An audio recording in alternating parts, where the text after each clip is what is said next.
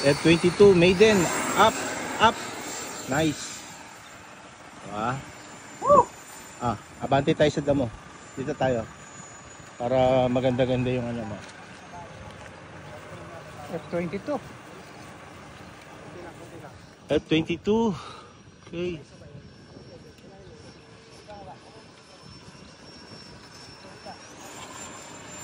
Loop. Hindi kaya ng power. Ano ba battery niyan? Ha? Ano battery? 4S? Ayun ka, kanong totoo, ayun nakatuko do. Atin ba yung tubo niya? Kabit mo din ito. Ayun. Baba mo, baba mo. Baba. Ay, baba. Baba nyo. Kaya pala ayaw manuwi.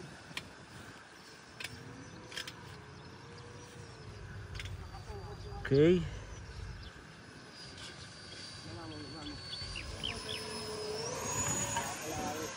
Wow!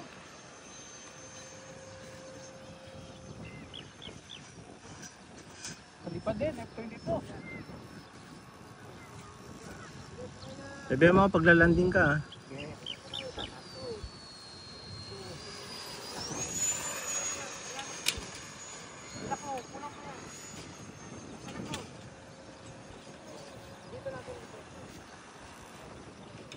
Minutes na.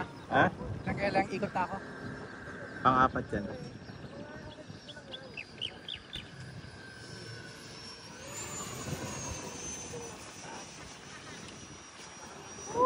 Okay, wag mo lang masyadong ilayo sa iyo yung ano para hindi ka malito sa orientation. Kasi parang hindi mo makita ko na siya nakapaling eh. So kung lalanding ka, hindi dapat ganun ang approach mo, dumiretso ka pang pag ganun. Dapat mas mabagal ano? Oo. Sabihan mo pag lalanding ka. Okay, ito lalanding ko. Oo. Pagdating dito sa kalahati natin, medyo mag-chop ka na dyan. Oh, medyo chop ka na dyan. Ito. Oh, chop na ng konti ha. Half na lang ako. Tapos diretso mo lang, wag mo agad iliko. Alanganin niyang ikot mo na yan eh. Oh, ikot na. Chop. Oh. Sige lang. Kay alpha eh. Sige lang. Ayan, bawas-bawas ka na dyan. High alpha landing ha. Sige. Okay na yan. Sige. Sige. High alpha. Huwag mo i-drop masyado. Okay. Nice. Putang ina.